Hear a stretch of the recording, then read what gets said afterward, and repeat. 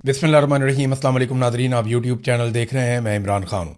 सबसे पहले तो पेट्रोलियम मसनूआत की कीमतें पाकिस्तान में एक मरतबा फिर बढ़ा दी गई हैं और 13 रुपये 14 रुपये पेट्रोल और डीज़ल के ऊपर कीमत बढ़ा दी हुकूमत ने। इससे पहले लगातार आलमी मंडी में कीमतें कम हो रही थी, बहुत तेज़ी से कम हो रही थी।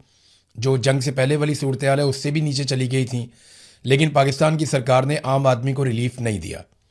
और वो ना देने के पीछे ये है कि क्योंकि कर्ज़ा लेते जा रहे हैं, मुल्क फिर भी इनसे नहीं चल रहा और टैक्स इकट्ठा हो नहीं रहा, पाकिस्तान के अंदर कारोबारी ज़िंदगी मुअत्तल है। तो फिर अब एक ही रास्ता बचता है कि बिजली के ऊपर ज़्यादा से ज़्यादा पैसे इकट्ठे किए जाएं, पेट्रोल के ऊपर, गैस के ऊपर। तो इन चीज़ों पे कौम का खून निचोड़ा जाए और वही किया जा रहा है। तो एक मरतबा फिर कीमत बढ़ा दी गई है। आलमी मंडी में ज़रा सी कीमत बढ़ जाए ना तो पाकिस्तान में उसके असरात पहुँचते हैं 15 से 20 मिनट में, लेकिन आलमी मंडी में कीमत बहुत गिर भी जाए तो पाकिस्तान में उसके असरात पहुँचते पहुँचते कई महीने लग जाते हैं। और वजह सिर्फ यही है कि अवाम की जेबें काटनी है। एक दफ़ा फिर इन्होंने अवाम की जेबें काटी है।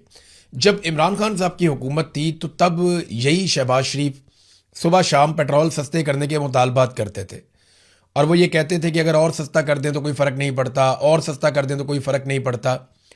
तो इमरान खान साहब 150 रुपये लीटर बेच रहे थे जब आलमी मंडी में $100 फ़ी बैरल से ज़्यादा था। और इस वक्त तो बहुत सस्ता है आलमी मंडी में पेट्रोल उस दौर की निस्बत, लेकिन आज ये 150 रुपये का नहीं बेच रहे, 100 रुपये का भी नहीं बेच रहे, बल्कि ये 350 रुपये का पेट्रोल बेचते हैं। ये तो 450 तक, 500 रुपये के आसपास तक ले गए थे।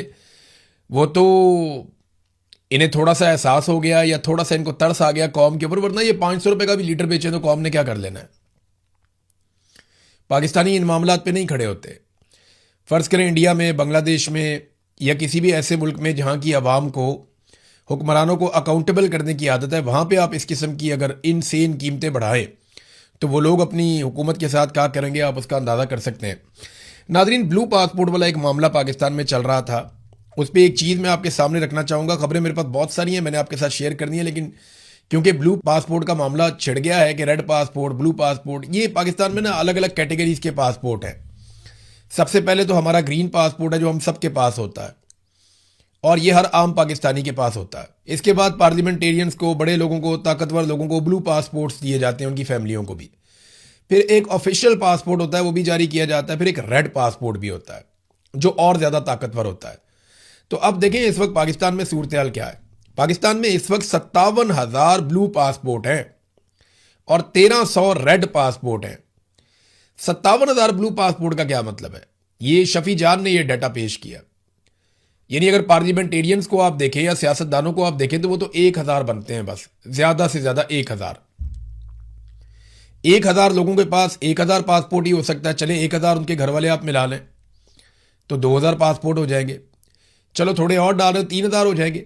लेकिन ये 57,000 पासपोर्ट, ये 50,000 से जायद पासपोर्ट किन लोगों को दिए गए हैं, इसके ऊपर एक डाटा जरूर जारी करना चाहिए ताकि पता चले कि पाकिस्तान में वो कौन से ऐसे हीरे हैं, कौन से ऐसे नौरतन टाइप के लोग हैं जिन्हें ये 57,000 ब्लू पासपोर्ट दिए गए।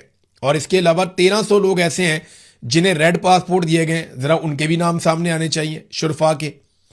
या सारा कीचड़ हमेशा सियासतदानों पे ही उछालना है, चाहे वो नवाज शरीफ है, इमरान खान है या जरदारी है या कोई और सियासतदान है। सियासतदान को गंदा करना बहुत आसान होता है। कभी कोई पूछे ना कि जर्नैलों के पास कौन से पासपोर्ट है, कभी कोई पूछे कि बाकियों के पास कौन से पासपोर्ट है, ब्यूरोक्रेसी के पास कौन से पासपोर्ट हैं, और पाकिस्तान की जो अशराफिया है या एस्टेब्लिशमेंट है वो कौन से पासपोर्ट इस्तेमाल करती है। ये 1,300 रेड पासपोर्ट किसके पास है और 57,000 ब्लू पासपोर्ट किसके पास है, यार ज़रा ये रिकॉर्ड सामने आना चाहिए। और आसान है। पाकिस्तान तहरीक इंसाफ ये मुतालबा करने की बजाय जो कानून के मुताबिक एक तरीकाकार है उसमें ये पूछ ले, कौमी असम्बली में जाकर सवाल उठा दे, या जब इनके पास चेयरमैन पब्लिक अकाउंट्स कमेटी की एक हैसियत थी उस वक्त ये कर सकते थे।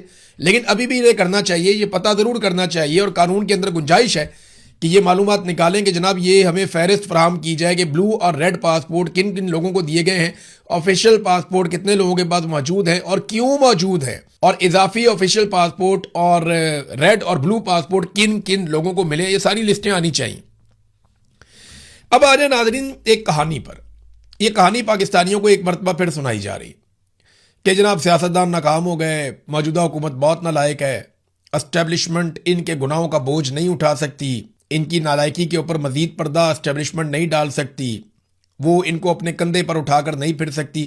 یہ کہانی مارکیٹ میں لانچ ہو رہی ہے، بار بار ہو رہی ہے، اور تاثر ایسا دیا جا رہا ہے، سہیل وڑائے صاحب ہوں یا باقی لوگ ہوں، وہ اب یہ لکھنا شروع ہو گئے ہیں کہ یہ حکومت گھر جانے والی ہے، اور وجہ یہ ہے کہ اسٹیبلشمنٹ ان کی نالائکی سے تنگ آ گئی ہے. دیکھیں، کوئی بھی حکومت نالائق نہیں ہوتی، ہر حکومت کی اپنی پالیسی ہوتی ہے. نالائق پاکستان کی ملٹری اسٹیبلشمنٹ ہے. آج تک حکومت پاکستان میں آئی کس کی ہے؟ یہ بے اختیار لوگ بیچارے، ان سے آپ کیا پوچھیں گے؟ شہباز شریف سے، رانا ثناء اللہ سے، یہ زرداری سے، بلاول سے آپ کیا سوال کریں گے؟ ان کے پاس بیچاروں کے پاس ٹکے کا اختیار نہیں ہے. اختیار تو سیکٹر کمانڈرز کے پاس ہے یا جرنیلوں کے پاس ہے. تو جن کے پاس اختیار ہے وہ جواب دیں نا. ہر تھوڑے عرصے کے بعد ایک حکومت کو تبدیل کر دیتے ہیں کہ جناب یہ حکومت پسند نہیں آئی، ہم اس کا بوجھ نہیں اٹھا سکتے.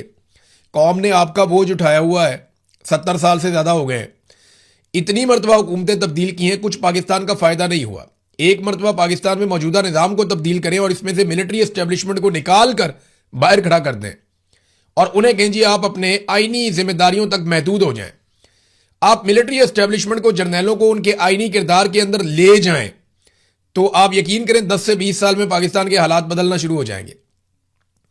پاکستان کو جتنا نقصان پہنچا دیا گیا ہے، ابھی تو ٹریک پہ چڑھنے میں ہمیں 10-15 سال 20 سال لگ جائیں گے. تو پاکستان میں جمہوریت کو پنپنے دیں اور سیاستدانوں کو سیاسی فیصلے کرنے دیں. اب یہ بھی آپ کو جو کہانی سنائی جا رہی ہے نا کہ 2.5 سال گزر گئے ہیں، اسٹیبلشمنٹ بوجھ نہیں اٹھا سکتی، کہانی ہے. انہوں نے اگلے 2.5 سال بھی یہ کہانیاں سناتے سناتے آپ کو گزار دینے اور دوبارہ الیکشن کروا کر ایک مرتبہ پھر کٹ پتلیاں لا کر آپ کے اوپر مسلط کر دینی ہے. دیکھیں نا، اگر ان کی نیت ٹھیک ہوتی یا انہیں لگتا کہ یہ بوجھ مزید نہیں اٹھا سکتے تو جو گلگت بلتستان میں گند مارا وہ یہ مارتے، یا جو گند اب یہ کشمیر میں مارنے جا رہے ہیں وہ گند یہ مارتے. اگر ان کو ذرا سا بھی احساس ہوتا. احساس کی بات نہیں ہے، یہ جب بھی پاکستان نے ٹھیک ہونا ہے، پاکستان نے تبھی ٹھیک ہونا ہے جب تمام ادارے اپنے اپنے حدود کے اندر جائیں گے اور جا کر کام کریں گے. ابھی بہت سارے ٹاؤٹس ہیں، کچھ صحافی ہیں، کچھ دیگر لوگ اکٹھے کر کے بلوچستان لے گئے کہ جی بلوچستان میں دودھ اور شہد کی نہریں بہہ رہی ہیں، حالات بہت اچھے ہیں، بڑے ذہین لوگ ہیں، کمال لوگ ہیں، زبردست ہو گیا، فوج بہت اچھا کام کر رہی ہے. اور وہاں پہ جبری طور پہ لوگوں کو گمشدہ کیا جا رہا ہے. سڑکوں پہ ناکے لگائے ہوئے ہیں مسلح افراد نے، پہاڑوں کے اوپر لاشیں پھینک کے چلے جاتے ہیں، وہ اٹھانے والا بھی کوئی نہیں ہے. لوگ اپنی مدد آپ کے تحت ٹرک لے کے جاتے ہیں، مزدور لے کر جاتے ہیں، اپنی لاشیں اٹھا کر لوگ خود لے کر آتے ہیں. لوگوں کی لاشیں تک واپس لا کر نہیں دیتی سرکار. لاپتہ افراد کا ایک الگ دکھ ہے وہاں پہ بلوچستان میں. بے شمار خواتین و حضرات جو ہیں انہیں گرفتار کیا ہوا ہے اور غیر قانونی طور پہ گرفتار کیا ہوا، جیلوں میں پڑے ہوئے وہ سڑ رہے ہیں اور ان کے وسائل پر قبضہ کر کے انہیں پسماندہ بنا دیا گیا. آپ یہ دیکھیں نا ناظرین، اس ملک میں جو لوگ آئین توڑتے ہیں انہیں گارڈ آف آنر ملتے ہیں، اور جو لوگ آئین کی حکمرانی کی بات کرتے ہیں وہ جیلوں کے اندر سڑتے ہیں. اور یہی ہماری قسمت آج تک رہی ہے اور اسی کی وجہ سے ہم آگے نہیں بڑھ پائے. یہ جو اکبر شیرانی کی کہانی میں نے آپ کو سنائی تھی ایک شہید کی، اس کی جیب سے نا ایک رکا بھی ملا اور وہ اس کے گھر والوں نے، اس کے دوستوں نے پبلک کر دیا. اس رکے کو اگر آپ دیکھیں نا تو اس کے اوپر لکھا ہوا ہے میں نے کس کا کتنا ادھار دینا ہے. اور یہ اس نے اس وقت لکھا جب اسے پتا چل گیا کہ اب گولیاں ختم ہو گئی اور میں مارا جاؤں گا. تو اس نے فٹافٹ ایک کاغذ کے اوپر لکھا کہ میں نے فلاں کے اتنے پیسے دینے ہیں، فلاں کے اتنے پیسے دینے ہیں، فلاں کے اتنے پیسے دینے ہیں. وہ رکا اس نے جیب میں رکھا اور پھر وہ شہید ہو گیا. اب مجھے یہ سمجھ نہیں آ رہی کہ جس کی لاش کو گھر پہنچانے کے لیے سرکار نے ایمبولنس نہیں دی، اور اس کے خون کا قرضہ کون اتارے گا؟ یہ خون آلود کاغذ ہے. یعنی اس کاغذ کے اوپر دو طرح کے قرضے ہیں. ایک قرضہ پاکستانیوں پہ، پاکستان کے اداروں پہ چڑھ گیا کہ ایک پولیس والے کا خون بہہ گیا، وہ بھی اس لیے کہ اس کے بعد گولیاں ختم ہو گئی تھی، دہشت گردوں کے بعد ختم نہیں ہوئی. اور دوسرا قرضہ وہ ہے جو اس نے اپنے روزمرہ معاملات میں لیا. تو ایک کے بعد ایک دکھ کی کہانی، ایک داستان ہے. میں لوگوں کی باتیں سن رہا تھا، دل دہلا دینے والی باتیں. وہ اتنے پریشان ہیں اور وہاں پہ پولیس والے کام کرنے سے انکار کرتے ہیں. کیوں جناب؟ ہم کیسے کام کریں؟ ہمارے پاس تو ہتھیار نہیں ہے، ہماری تو پیچھے سے مدد ہی نہیں آتی. اگر ہم 200 لوگوں سے بھی لڑ پڑیں تو سرکار ہار مان لیتی ہے، پیچھے کوئی ہتھیار لے کر نہیں آتا. پورے شہروں پہ آ کر دہشت گرد قبضہ کر لیتے ہیں اور یہ لوگ کچھ کر نہیں سکتے. پاکستان تحریک انصاف نے حمایت کر دی ہے اس دھرنے کی جو اس وقت بلوچستان میں دیے جا رہے ہیں. انہوں نے کہا کشمیر راولہ کوٹ کی طرح بلوچستان کے عوام کو بھی ان ناجائز حکمرانوں اور ان کی پالیسیوں کے خلاف سڑک پر نکلنا پڑے گا. کوئٹہ میں جاری شہداء کے دھرنوں میں تمام سیاسی جماعتوں کے کارکنوں اور عوام سے لاکھوں کی تعداد میں شرکت کی اپیل کرتے ہیں. پاکستان تحریک انصاف کے داؤد شاہ کاکڑ نے بھی یہاں پہ اپیل کر دی ہے. تحریک تحفظ آئین پاکستان نے ایک اعلامیہ جاری کیا ہے ناظرین. وہ اعلامیہ پڑھنے سے تعلق رکھتا ہے اور یہ پاکستان کے اب مسائل کا حل اسی طرح ہے جو اپوزیشن بات کر رہی ہے. حکومت کو تو بات سمجھ ہی نہیں آ رہی، نہ وہ سمجھنا چاہتے ہیں. نمبر ایک، انہوں نے جو چیزیں کہیں ان میں پہلی چیز تو یہ ہے کہ بلوچستان میں امن و امان کی مسلسل بگڑتی ہوئی صورتحال، پولیس اہلکاروں کے قتل اور عوام کے جان و مال کے تحفظ میں ناکامی کی ذمہ داری قبول کرتے ہوئے بلوچستان حکومت فوری طور پہ استعفیٰ دے. ہمارا موقف ہے کہ ایک غیر منتخب حکومت عوام کے سیاسی، انتظامی اور سیکیورٹی مسائل کے حل کی اخلاقی اور عوامی حیثیت نہیں رکھتی، اور بلوچستان کے تمام لاپتہ افراد کو فی الفور عدالتوں کے سامنے پیش کیا جائے، جبری گمشدگیوں کا سلسلہ بند کیا جائے اور ڈیتھ سکواڈ کا مکمل خاتمہ یقینی بنایا جائے. اس کے بعد دوسرا انہوں نے مطالبہ کیا کہ Imran Khan, Bushra Bibi, doctor Mahrang Baloch, doctor Yasmin Rashid, Ijaz Ahmad Chaudhry, Umar Sarfraz Cheema, Shah Mahmood Qureshi, Mahmood Rashid, Hassan Niazi, Imaan Mazari, علی وزیر سمیت تمام قیدیوں، کارکنان اور ضمیر کے اسیران کو فوری طور پر رہا کیا جائے. پھر ایک اور مطالبہ انہوں نے کیا کہ آزاد جموں اور کشمیر کی موجودہ سیاسی اور انتظامی صورتحال آزادانہ، منصفانہ اور شفاف انتخابات کے انعقاد کے لیے سازگار نہیں ہے، لہذا تمام متعلقہ فریقین کے درمیان بامعنی مذاکرات کا آغاز کرتے ہوئے انتخابات کو التوا کیا جائے تاکہ عوام کے حقیقی مینڈیٹ کا تحفظ ممکن بنایا جا سکے. اگلا مطالبہ یہ ہے کہ تحریک تحفظ آئین پاکستان مطالبہ کرتی ہے کہ آزاد جموں اور کشمیر اور بلوچستان کی تشویشناک صورتحال پر فوری طور پر گھسی پٹی ہی صحیح مگر پارلیمنٹ کا مشترکہ اجلاس طلب کیا جائے تاکہ قومی سطح پر ان سنگین معاملات پر سنجیدہ، جامع اور مؤثر بحث کے ذریعے آئینی اور سیاسی حل تلاش کیا جا سکے. پھر ایک اور چیز انہوں نے کہا کہ سابق وزیر اعظم عمران خان کی ہمشیرہ علیمہ خان کے خلاف جاری غیر منصفانہ ٹرائل پر شدید افسوس اور تشویش کا اظہار کرتے ہیں، اور یہ جو بدلہ لینے کا سلسلہ، سیاسی انتقام کا دائرہ ان کی بہنوں تک جو وسیع کیا گیا ہے عمران خان صاحب کی، یہ نہایت سنگین ہے اور ان چیزوں کو روکا جائے، اور اگر نتائج تلخ برآمد ہوئے تو اس کی ذمہ داری متعلقہ ریاستی اداروں اور حکومت پر عائد ہوگی. تو یہ جناب ان کے مطالبات ہیں جو تحریک تحفظ آئین پاکستان نے کیے ہیں، لیکن حکومت کا کوئی کسی قسم کا موڈ نہیں ہے، کوئی ارادہ نہیں ہے پاکستان میں حالات کو بہتر کرنے کا. کیونکہ ابھی کشمیر سے جو خبر آئی ہے، میں نے آپ کو ایک دن پہلے، لگ بھگ 2 دن ہونے والے ہیں، میں نے آپ کو ایک خبر دی تھی کہ کشمیر میں بہت بڑا کریک ڈاؤن کیا جائے گا. اگر تو الیکشن کروانے ہیں تو اس سے پہلے انہیں ایک بہت بڑا کریک ڈاؤن کشمیر میں کرنا پڑے گا، اور اس کریک ڈاؤن کے لیے مزید فورسز کشمیر میں داخل ہوں گی. اور اب میری خبر 36 گھنٹے گزرے ہیں، خبر درست ثابت ہو گئی. آزاد کشمیر کی حکومت کی جانب سے ایک ڈیمانڈ ڈالی گئی ہے. حکومت نے کیا ڈالنی ہے، وہاں کے سیکٹر کمانڈر کی ڈیمانڈ ہوگی، اور حکومت بیچاری مجبور ہے. وہ جو راٹھور صاحب ہیں وزیر اعظم وہاں کے، ان کی تو اوقات کوئی نہیں ہے، لہذا وفاقی حکومت سے مانگے گئے مزید 4000 FCI اہلکار اور رینجرز کے 7 ونگ. رینجر کا ایک ونگ غالباً 800 850 جو ہے وہ سیکیورٹی اہلکاروں پہ ہوتا ہے. تو یہ لگ بھگ 10,000 افراد ہیں جو مزید مانگے گئے ہیں آزاد کشمیر حکومت کی جانب سے. تو ایک طرف وہ کہتے ہیں وہاں پہ احتجاج کوئی نہیں ہو رہا، ایک طرف کہتے ہیں کہ وہ لوگ بہت کمزور ہیں، کوئی ان کی بات ہی نہیں سن رہا. جہاں پہ آپ نے ہزاروں کی تعداد میں پہلے ہی وہاں پہ سیکیورٹی فورسز جمع کی ہوئی ہیں، وہیں آپ 10,000 سیکیورٹی فورسز اور منگوا رہے ہیں. اس کا مطلب ہے کہ آزاد کشمیر پورا کا پورا کھڑا ہوا ہے. کیا فرق رہ گیا؟ بھارت نے وہاں پہ اپنی فورسز داخل کی ہوئی ہیں مقبوضہ کشمیر میں، وہ انہیں مارتے ہیں، ان کے مطالبات ہی نہیں سنتے، ان کو ان کے حقوق نہیں دیتے. یہی کام آزاد کشمیر کے اندر ہو رہا ہے. لوگ اپنے حقوق مانگ رہے ہیں، احتجاج کر رہے ہیں. اب اتنی بڑی فورس وہاں پہ اس لیے تو نہیں بھیجی جا رہی کہ دہشت گردوں سے لڑنا ہے. نہ یہ فورس دہشت گردوں سے لڑنے جا رہی ہے، نہ یہ فورس بھارت کے ساتھ لڑنے جا رہی ہے. یہ فورس تو لوگوں کا جو پرامن احتجاج، جو وہ اپنے حقوق مانگ رہے ہیں، اس احتجاج کو کچلنے کے لیے جا رہی ہے. اس کے علاوہ اور کچھ نہیں ہے اس فورس کے جانے میں. ناظرین، میں ایک ڈیٹا اور آپ کے سامنے رکھتا ہوں، یہ ذرا آپ دیکھیے گا. دیکھیں نا، ہر ایک کا اپنا اپنا کام ہوتا ہے نا. فیلڈ مارشل عاصم منیر کی جو بنیادی ذمہ داری ہے وہ پاکستان اور پاکستانیوں کی جان کی حفاظت ہے، یعنی تحفظ کی ذمہ داری ہوتی ہے نا فوج کے پاس. کہ جیسے ہی سول انتظامیہ فوج کو کہتی ہے کہ جنگ شروع کر دو، وہ جنگ شروع کر دیتے ہیں. جب انہیں کہتے ہیں فلاں علاقے میں جاؤ آپریشن کرو، وہ کرتے ہیں. جب انہیں کہتے ہیں ہمیں فلاں جگہ پہ آپ کے بندے چاہیے، وہاں وہ بھجواتے ہیں. تو وہ حکم کے غلام ہیں، ان کو تنخواہ ملتی ہے اور انہیں کام کرنا ہے اس کے مطابق اور اپنی تیاریاں رکھنی ہے.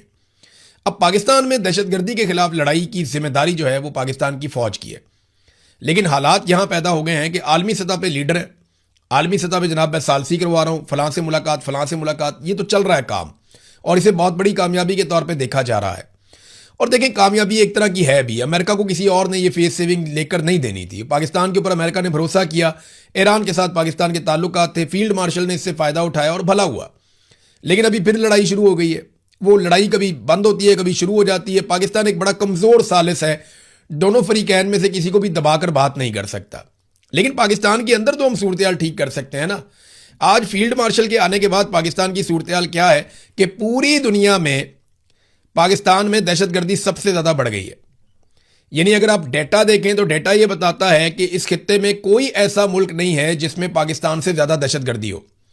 افغانستان ہو، عراق ہو، یمن ہو، شام ہو، صومالیہ ہو، کوئی بھی ایسا ملک ہو، ان سارے ملکوں میں حالات پاکستان سے بہتر ہیں۔ حیرت ہو رہی ہے آپ کو؟ پاکستان میں جو دہشت گردی ہے وہ اتنی بڑھ گئی ہے کہ افغانستان 9ویں نمبر پہ ہے اور پاکستان دوسرے نمبر پہ ہے۔ پاکستان نے دہشت گردی کا جو سامنا عاصم منیر صاحب کے دور میں کیا، وہ اس سے پہلے اس کا ریکارڈ نہیں ملتا۔ آج پاکستان بدترین دہشت گردی کا سامنا کر رہا ہے اور ہم اسے روکنے میں کامیاب نہیں ہو رہے۔ بلوچستان جل رہا ہے، قبائلی علاقے جل رہے ہیں، اور پورا زور اس بات پہ ہے کہ کشمیر میں اپنی حکومت بنا لیں، گلگت بلتستان میں اپنی حکومت بنا لیں، یہاں معدنیات پڑی ہوئی ہیں یہاں پہ حکومت بنا لیں، خیبر پختونخوا کی حکومت کو کنٹرول کر لیں، کوئی عوامی تحریک کھڑی نہ ہو جائے، ہم جا کے بورڈ آف پیس کے اندر بیٹھ جائیں، کسی طرح اسرائیل کو تسلیم کرنے کا کوئی رستہ نکل آئے، عمران خان کو جو ہے وہ ارریلیونٹ کر دیں۔ بس انہی چیزوں کے اوپر سارا کا سارا زور ہے، امریکہ کو راضی کر دیں کہ کسی طرح ہماری جو حکومت ہے اس کو لیجٹمیسی مل جائے، اور کچھ بھی نہیں ہے، کسی چیز پہ توجہ نہیں ہے۔ تو جو اصل کام ہے وہ تو کیا نہیں جا رہا، اور دہشت گردی کے اعداد و شمار آپ دیکھیں تو حالات کیا ہو گئے۔ میں ذرا کمپیریزن بھی آپ کے سامنے رکھ دیتا ہوں نا، کئی لوگ کہتے ہیں جی دہشت گردی تو بہت پرانی چیز ہے، تو میں آپ کو بتا دیتا ہوں کہ یہ جو ایک رپورٹ ہے ساؤتھ ایشیا ٹیررزم پورٹل، اس کی رپورٹ کیا بتاتی ہے کہ 2018 سے 2021 تک پاکستان میں دہشت گردی کے واقعات کتنے ہوئے؟ 2018 میں 158 سیکورٹی اہلکار شہید ہوئے، 2019 میں 137، 2020 میں 178، 2021 میں 226، اور پھر اس کے بعد یہ تقریباً مجموعی طور پہ عمران خان صاحب کے دور حکومت میں 699 سیکورٹی اہلکار شہید ہوئے، اور جنرل باجوہ اس وقت آرمی چیف تھا، تو 699 عمران خان کا دور۔ اچھا، اب اسی رپورٹ کے مطابق رجیم چینج آپریشن کے بعد سے لے کر اب تک کتنے لوگ شہید ہوئے، ذرا یہ آپ دیکھ لیں۔ سیکورٹی اہلکار جناب جیسی عمران خان صاحب کی حکومت گرائی گئی 2022 میں، تو 380 سیکورٹی اہلکار شہید، اور پھر اس کے بعد 2023 میں 520، پھر 2024 میں 754، پھر 2025 میں 664، پھر اب جناب اس وقت 3 سالوں کے اندر جو مجموعی طور پہ 2317 سے 2320 تک کی تعداد بنتی ہے، یعنی عمران خان کے دور حکومت میں اس سے 4 گنا کم تھی دہشت گردی، یا اس سے بھی زیادہ کم تھی۔ ڈرون حملے بھی بند تھے، لوگوں کو مارٹر بھی نہیں مارے جا رہے تھے، جبری گمشدگیاں بھی بند ہو گئی تھیں، 400 جبری طور پہ لاپتہ افراد اختر مینگل صاحب کے حوالے کیے گئے تھے، پاکستان تحریک انصاف کی حکومت نے کروائے تھے، حالات کو نارملائز کر رہے تھے، لیکن پھر انہیں رجیم چینج آپریشن کا شوق چڑھ گیا، اور اس کے بعد آج پاکستان کے ساتھ کیا ہوا وہ آپ کے سامنے ہے، ڈیٹا میں نے آپ کے سامنے رکھ دیا، اور پوری دنیا کا ڈیٹا یہ بتاتا ہے کہ دنیا میں سب سے زیادہ تیزی سے دہشت گردی پاکستان میں بڑھ رہی ہے۔ ناظرین، ڈونلڈ ٹرمپ کے حوالے سے میرے پاس ایک خبر ہے، میں ایز اٹ از آپ کو پہلے ڈونلڈ ٹرمپ کا بیان پڑھ کے سنا دیتا ہوں۔ ڈونلڈ ٹرمپ کو ایکچولی ہوا یہ تھا کہ اسرائیلی انٹیلیجنس نے ڈونلڈ ٹرمپ کو خبردار کیا تھا کہ ایران آپ کو قتل کر سکتا ہے۔ دوسرا، ایران کے اندر جب بھی عوام نکلتی ہے تو عوامی سطح کے اوپر ڈونلڈ ٹرمپ کے خلاف نعرے لگائے جاتے ہیں، اور وہ ان کے نعروں میں مرد آباد کہا جاتا ہے، تو امریکن سمجھتے ہیں کہ ڈونلڈ ٹرمپ کو قتل کرنے کی دھمکی، ویسے وہ کہتے بھی ہیں۔ کئی مرتبہ جب امریکہ ایران کے اوپر اٹیک کرتا ہے تو ایران کے اندر سے ایسی آوازیں آتی ہیں، لیکن پولیٹیکلی یا ان کی گورنمنٹ کے لیول کے اوپر کبھی نہیں کہا گیا کہ ہم ڈونلڈ ٹرمپ کو قتل کر دیں گے، جبکہ امریکی حکومت اکثر یہ کہتی ہے کہ ہم فلانے کو مار دیں گے، فلانے کو مار دیں گے، فلانے کو مار دیں گے۔ اسرائیلی گورنمنٹ بھی کہتی ہے، لیکن ایرانی گورنمنٹ نے ایسا کوئی نہیں کہا کہ ہم فلانے رہنما کو یا ڈونلڈ ٹرمپ کو قتل کر دیں گے، ایسی کوئی بات کی نہیں۔ لیکن یہ اسرائیلی انٹیلیجنس نے ڈونلڈ ٹرمپ کو خبردار کیا تھا کہ آپ کو ایران قتل کر سکتا ہے۔ تو ڈونلڈ ٹرمپ کا جو اعلان ہے وہ کیا ہے، اسٹیٹمنٹ دیکھ لیں آپ۔ ٹرمپ نے نیو یارک پوسٹ کو یہ بتایا بات کرتے ہوئے کہ اگر ایران انہیں قتل کرنے کی اپنی سازش میں کامیاب ہو جاتا ہے تو انہوں نے اس صورتحال میں جوابی کارروائی کے لیے ہدایات چھوڑ دی ہیں، اور ایران کو تباہ و برباد کر دیا جائے گا اور اس کی بھاری قیمت اسے چکانی پڑے گی. پھر ٹرمپ نے کہا کہ مجھے امید ہے کہ آپ لوگ مجھے مس کیا کریں گے, میری کمی آپ محسوس کریں گے میرے جانے کے بعد. تو یہ نا دو چیزیں بتا رہا ہے. ایک تو یہ ہے کہ ڈونلڈ ٹرمپ کو یہ خوف پیدا ہو گیا ہے کہ وہ کافی غیر مقبول ہو رہے ہیں, اور اب وہ اپنی جان کو بھی بیچ میں لے کر آ رہے ہیں, اور وہ کوشش کر رہے ہیں کہ کچھ نہ کچھ کر کے ان کی مقبولیت واپس آئے. ان کے اوپر ایک جان لیوا حملے کی جب رپورٹنگ ہوئی, جب وہ صحافیوں سے مل رہے تھے جو لوگ وائٹ ہاؤس کور کرتے ہیں, تو اس وقت بھی مجھے اچھی طرح یاد ہے کہ اس انسیڈنٹ کے بعد ہم نے نظر رکھی تو ڈونلڈ ٹرمپ کا کوئی ڈیٹا بہتر نہیں ہوا, کوئی ان کی مقبولیت میں اضافہ نہیں ہوا تھا. تو ان کو یہ پرابلم تو ہے ڈونلڈ ٹرمپ کو کہ ان کی مقبولیت بہت گری ہے. دوسرا یہ ہے کہ اگر کوئی فالس فلیگ آپریشن خدا نخواستہ ہو جاتا ہے اور کوئی اور شرارت کر دیتا ہے, ڈونلڈ ٹرمپ کے ساتھ کوئی بھی انسیڈنٹ ہوتا ہے, تو اس کا کیا الٹیمیٹ رد عمل یہی ہوگا کہ ایران کے اوپر بہت بڑا حملہ ہو جائے. مجھے نہیں لگتا کہ یہ کوئی سین اپروچ ہوگی. ڈونلڈ ٹرمپ نے یہ والے جملے خود سے بول کر اپنے آپ کو خود تھوڑا ولنریبل کر دیا ہے. اب بہرحال امریکی صدر ہیں, ان کی سیکورٹی کے بڑے شاندار انتظامات ہوتے ہیں. ابھی وہ جب ترکی کے دورے پر گئے تھے تو ان کو یہ پیغام پہنچایا گیا کہ آپ پرانے ایئر فورس ون پہ واپس آئیں, جو آپ کو قطر نے گفٹ کیا ہے اس پہ آپ واپس نہ آئیں, اور اس کے بھی پیچھے سیکورٹی ریزنز تھے. اب تک کے لیے اتنی, اپنا خیال رکھیے گا, اپنے چینل کا بھی. اللہ حافظ.